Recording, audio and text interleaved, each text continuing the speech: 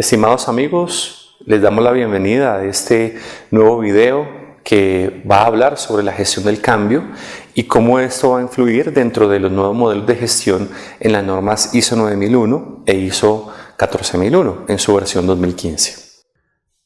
La gestión del cambio es un aspecto que ya viene trabajándose dentro de las normas de gestión ISO 14001, ISO 9001, OSA 18001, entre otras. Sin embargo, su aplicación viene más o menos incluida dentro de diferentes requisitos que están contemplados en las normas que acabo de mencionar. Por ejemplo, en la norma ISO 9001, ustedes podrán encontrar en el capítulo 542 que la norma dice que la organización debe asegurar la integridad del sistema de gestión cuando se planifiquen e implementen cambios. Sin embargo, cuando se hace la implementación de un sistema o cuando se efectúa la auditoría del mismo, es muy frecuente encontrar que la compañía no contempla este aspecto y suele suceder que se presenten fallas cuando la organización está gestionando algún tipo de cambio a través de sus procesos o a través de su tecnología. Los principales tipos de cambio que se pueden causar dentro de un sistema pueden ser originados por fuerzas externas o por situaciones internas. Dentro de las fuerzas externas pueden ocurrir situaciones de mercado, pueden ocurrir situaciones culturales, políticas, demográficas, sociales o económicas que obliguen a que la organización tenga que modificar su modelo de negocio, sus procesos, sus productos o servicios. Internamente puede suceder que la compañía esté presentando alguna modificación en su estructura, en su tecnología o en sus procesos. Normalmente las empresas reaccionan de forma correctiva, es decir, después de que la situación se ha presentado, y normalmente no se planifica que se vaya a efectuar dichas modificaciones antes de que se produzcan los movimientos externos que obliguen a que la compañía se prepare para esas situaciones. Por lo tanto, el propósito de esta presentación es que ustedes tengan alguna información esencial sobre cuáles son los lineamientos a seguir para poder gestionar correctamente los cambios. Para esto, pues nos vamos a basar en una norma que es la NTP 581, que es de origen español, que habla sobre precisamente cómo gestionar los cambios organizacionales, y también vamos a utilizar como marco de referencia la norma NTP 489, que también nos da referencia sobre el mismo tema. Los cambios típicos que se presentan en las compañías al interior pueden ser, primero, rediseño de la organización. Esta es la situación que se presenta cuando hay alguna modificación en las relaciones internas o externas de los trabajadores, también como cuando se presentan modificaciones en los mecanismos o sistemas de comunicación, o cuando se están presentando modificaciones en la rutina diaria de trabajo, de operaciones, o cuando se van a presentar cambios en las actividades, productos y servicios que se van a desarrollar. Otro tipo de cambio es cuando se efectúa modificación tecnológica. De pronto la empresa está pasando de un modelo manual a un ERP, o de pronto está utilizando una herramienta básica como Office y ahora quiere utilizar otra metodología más avanzada. Independientemente de ello, estas modificaciones normalmente generan afectación a la organización cuando no se maneja de forma correcta. Otro tipo de cambio es cuando existen modificaciones de estructura organizacional, como por ejemplo cambios en roles, responsabilidades, funciones, o cuando se incorpora nuevo personal que anteriormente no estaba incluido dentro de la estructura de la compañía. La reacción típica de las personas frente a los cambios puede variar. Existen diferentes formas de dicha reacción dependiendo de la forma de ser del individuo y dependiendo de su grado de preparación a estas situaciones. Existe el caso de las personas que se niegan a la realidad que se está presentando en el entorno y por lo tanto toman una actitud en la cual deciden no tomar en cuenta esas situaciones y deciden seguir trabajando como lo vienen haciendo hace muchos años. Otra situación es resistirse pasivamente. Es el caso de las personas que, sabiendo la existencia del cambio, simplemente no manifiestan su inconformismo sobre las modificaciones que se vayan a realizar, pero tampoco deciden participar frente al desarrollo de nuevas aplicaciones o nuevas metodologías de trabajo. También es el caso de las personas que deciden resistirse de forma activa las cuales, pues, aunque no son deseables, son preferibles que las personas que se resisten de forma pasiva. Normalmente un resistente activo manifiesta su inconformismo, pero tiende a solucionar o a buscar una solución o un acuerdo sobre la manera como se deba trabajar, mientras que el resistente pasivo normalmente se queda callado, no dice nada, pero tampoco aporta al modelo de cambio que la empresa quiera aplicar. Por otra parte, existen las personas que se denominan acomodaticias, es decir, aquellas que buscan simplemente el aprovecharse de la situación y buscar tajada a partir de dichas modificaciones. También están las personas que reaccionan de forma revolucionaria, las cuales se diferencian de las personas resistentes activas en sentido de que su reacción es negativa. Es decir, cuando una persona reacciona revolucionariamente, simplemente decide no acatar las normas y reglas y nuevos mecanismos de trabajo, pero no lo hace de forma adecuada, sino que simplemente genera anarquía dentro de la organización. Ese tipo de resistentes son los más críticos de manejar y en casi todos los casos termina sucediendo que la empresa los aleja o los elimina con el fin de que no afecte negativamente todo el proceso que se pueda llevar a cabo. La forma más adecuada de manejar los cambios es planificándolos con anticipación, preparándose y adicionalmente identificando, analizando y valorando todos los riesgos que se pueden presentar y tratándolos de manera correcta, con el fin de mitigar los impactos que esas situaciones de cambio puedan causar. ¿Cuáles son las principales razones por las cuales las personas deciden negarse al cambio? Básicamente podemos identificar 5, entre ellas la comodidad, es decir, yo me siento tranquilo con lo que hago, estoy en una zona de confort y decido no cambiar porque me generaría algún tipo de esfuerzo. Por tal razón, no me interesa que me modifiquen la forma de hacer las cosas. La segunda razón puede ser el temor de perder el status quo, es decir, bajo la estructura organizacional actual yo tengo cierto rango, cierto nivel, jerarquía, y al momento de efectuar el cambio puede suceder que yo pierda cierto rango o autoridad sobre otras personas. Entonces eso me hace generar desconfianza o temor en que las modificaciones van a hacerme perder capacidad para tomar decisiones. Otra razón puede ser la desconfianza. Este es el caso de los cambios que se presentan cuando no son planificados o en muchos casos son planificados, pero los líderes o gerentes que dirigen dichas actividades no cumplen con lo que se ha inicialmente planificado o dicen simplemente mentiras para mantener a las personas en un estado en el cual tienen confort o tienen tranquilidad. Otra de las formas de negarse o las resistencias que se pueden presentar es el temor simplemente de perder el trabajo, el temor de perder todo lo que se ha podido ganar durante el proceso. Hay muchas personas que llevan en las compañías 15, 20 años, 25 años, en muchos casos son personas que ya están a punto de jubilarse y temen que estas reestructuraciones puedan afectar su desempeño monetario o sus ingresos. Entonces esas condiciones pueden afectar mucho más el hecho de que el cambio pueda desarrollarse, en especial si la persona tiene un cargo de alta criticidad para el proyecto que se esté desarrollando. La última acción es que, o la última causa puede ser la percepción selectiva, es decir, la persona tiene un modelo mental y en ese modelo mental solamente lo que piensa es lo que cree que está bien. Y el entrar a cambiar de esa forma de pensar es totalmente difícil, de pronto por su cultura, de pronto por su estado social o de pronto porque simplemente tiene unas actitudes ya desarrolladas por los años. Entonces, la manera más común de modificar esas actitudes es a través de la planificación y la preparación de las personas antes de iniciar los cambios. Por lo tanto, para garantizar que el manejo del cambio sea el menos impactante posible, lo más importante es aprender a utilizar las herramientas que ofrecen las normas de gestión y es precisamente la aplicación del modelo del ciclo PHBA. Por lo tanto, los cambios hay que planificarlos, hay que implementarlos, hay que evaluarlos y también hay que mejorar sobre ellos. Entonces, pasaremos a explicar cada una de estas etapas. En la primera fase de planificación, todo debe arrancar de un correcto diagnóstico. A través de diferentes herramientas uno puede identificar de forma proactiva cuáles son las diferentes situaciones que se pueden presentar que originen o obliguen la ejecución de dichos cambios.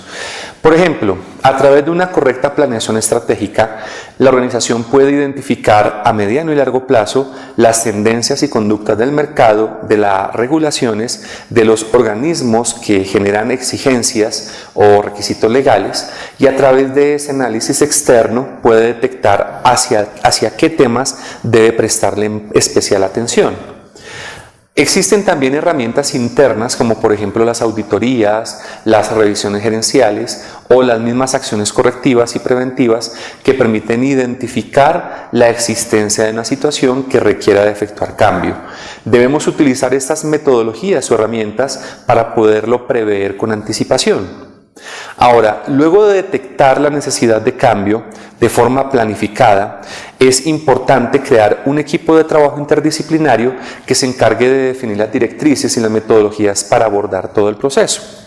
Vale la pena también tener en cuenta que existen otros tipos de cambios que no son planeados. Por ejemplo, aquellos que se presentan cuando hay modificaciones abruptas en la fabricación o en la prestación de servicio de una compañía. Por ejemplo, tengo una planificación de una serie de pedidos para la semana con la organización porque los clientes me los han efectuado con anticipación, pero de un momento a otro llega un nuevo cliente con un pedido especial y queremos ganarlo para poder mantener un nuevo, para poder desarrollar más bien un nuevo modelo de negocio con este cliente y adquirir más ingresos. Obviamente esa situación puede generar afectación a la rutina normal de trabajo porque al intentar incorporar ese nuevo pedido en la rutina operativa va a generar necesidades de nuevos recursos o modificaciones en la plantilla operativa que iba a desarrollar los pedidos originales. Entonces, ese tipo de situaciones son comunes. Otro tipo de cambio no planificado que se puede presentar es cuando se presentan situaciones de emergencias, contingencias o desastres en la organización.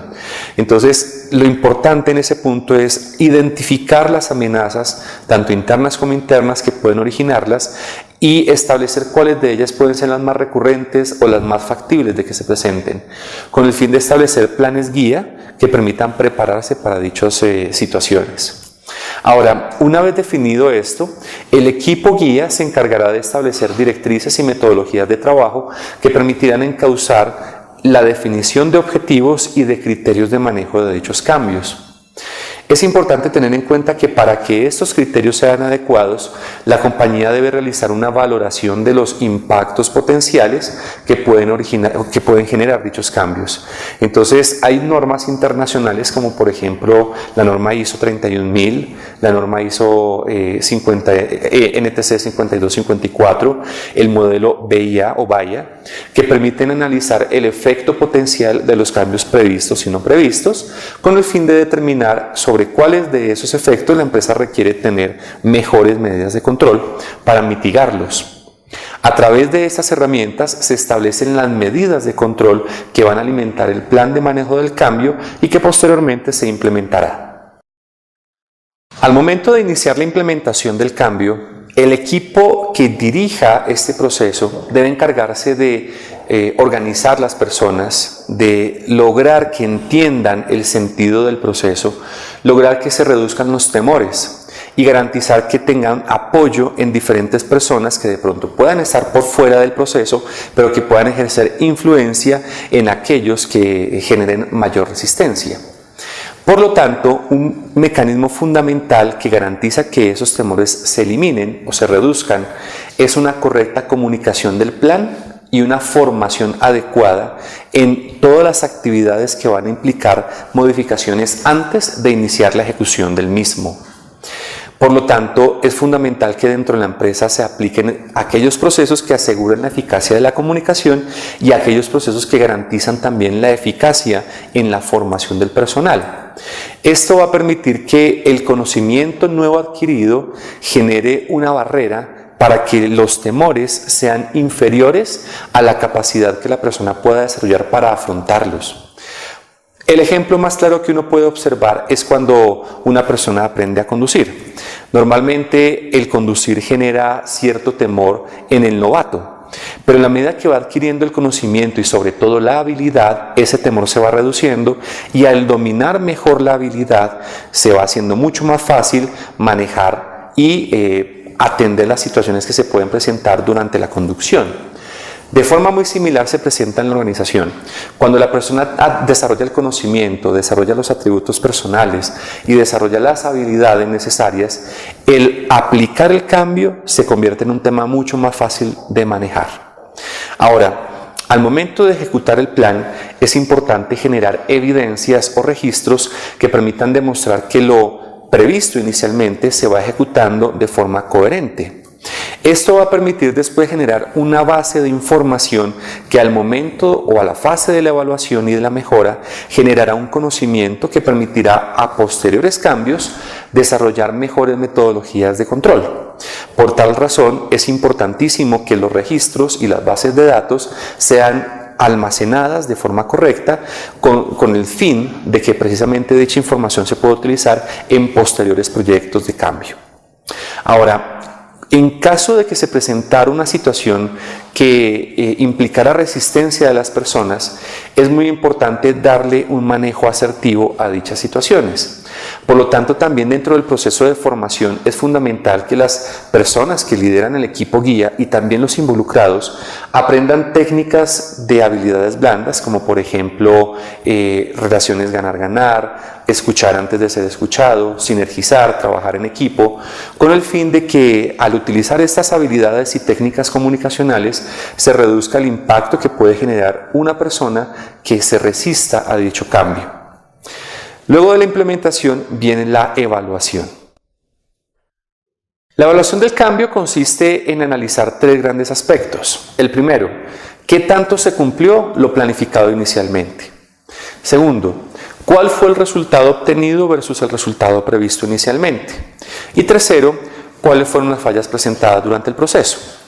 Para la primera parte, que es la evaluación del cumplimiento, la empresa debería recopilar la información de los registros y compararla contra las actividades planeadas.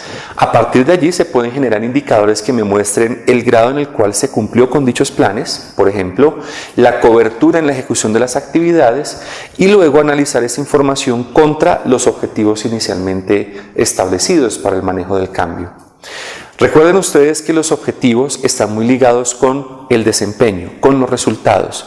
Por lo tanto, cuando se planifique un cambio, este cambio debería ser ligado con los objetivos de la organización o del sistema de gestión.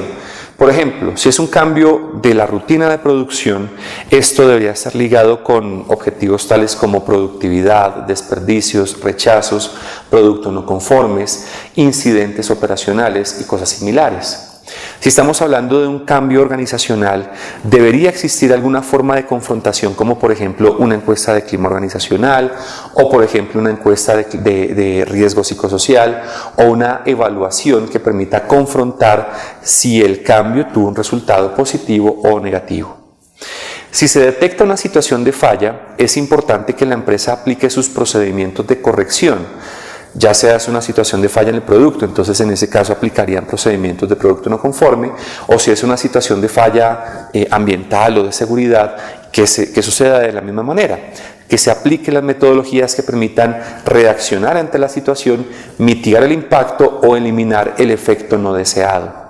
Y adicionalmente es importante que se recopilen esos datos, se registren con el fin de que se alimente la base de información que genera un mayor conocimiento de cómo afrontar mejor dichas situaciones.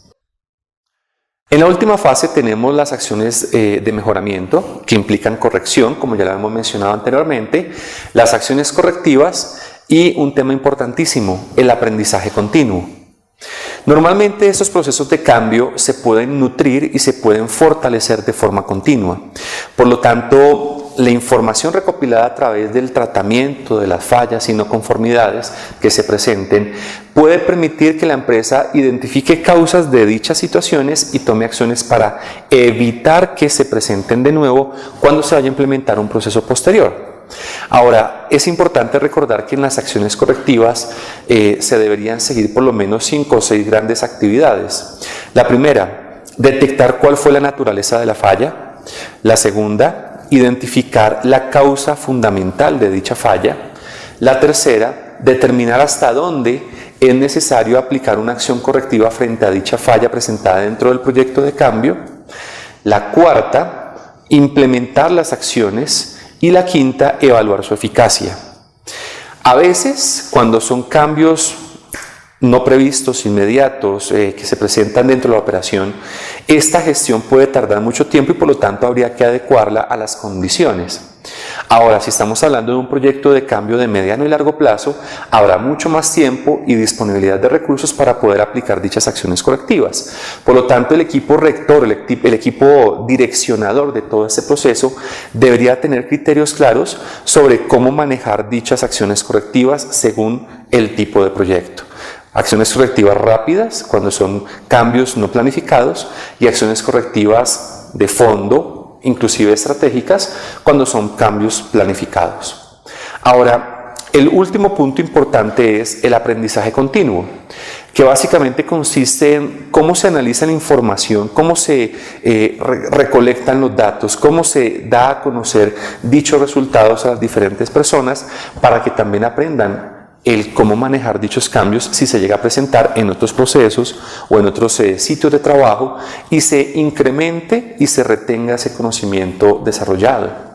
Es fundamental también que la empresa pueda capitalizar ese conocimiento para poder generar mejores proyectos en el futuro. Por lo tanto, como conclusión, el desarrollar una correcta metodología de manejo del cambio planificado y no planificado va a ser un elemento fundamental para prepararse para las modificaciones que vienen en el 2015 en los sistemas de gestión de calidad, ambiente y seguridad. Es importante también que se tenga en cuenta otros elementos que son de apoyo a estas herramientas, como por ejemplo los mecanismos de evaluación del riesgo y definición de acciones de tratamiento, o las metodologías de análisis de datos y mejoramiento que se utilizan a través de las metodologías estadísticas. Estos aspectos pueden ser tratados y los observarán ustedes en próximos videos que estaremos subiendo en nuestros canales de YouTube, en la página web y en nuestras diferentes redes sociales. Muchas gracias por su atención y nos veremos en una próxima oportunidad.